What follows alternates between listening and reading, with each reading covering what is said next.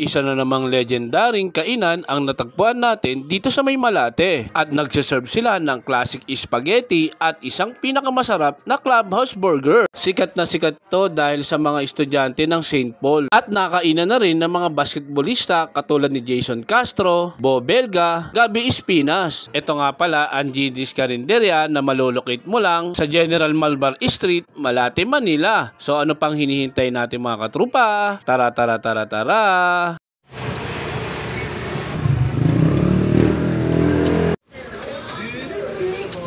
Clubhouse. Pwede na kami sir order pagkatapos yun. Ilagyan ka namin ng mic.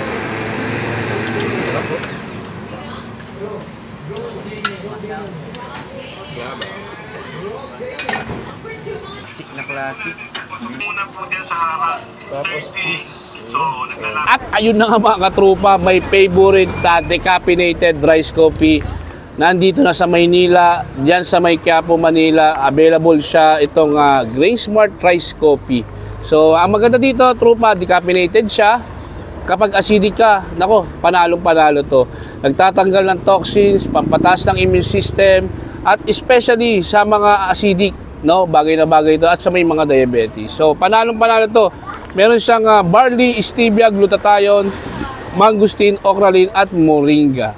So, available to kay Sheila's Dragon Fruit Salad at doon sa kanilang Blue Up, TikTok Shop, Shopee Shop, at sa iba pang mga Blue Up nila. So, and Yellow Up. So, hanggang sa muli mga katrupa, support Grain Smart #1. At eto na trupa, yung legendary GD's Carinderia dito sa May Malate, no, since 1993. Nako to, worth 50 pesos lang to trupa. Nako, the best to yan. Oh. 50 pesos. Classic na classic. Tignan na natin siya.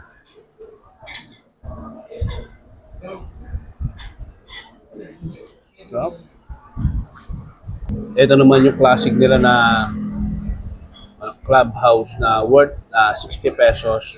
Yan, may patty burger, may ham, tapos may egg. Yan. At may cheese din siya. So, tignan na natin siya, trupa. Vasquez, order Vasquez, Guerrero. Ayan, trupa. So, legendary na ito kasi nga since 1982.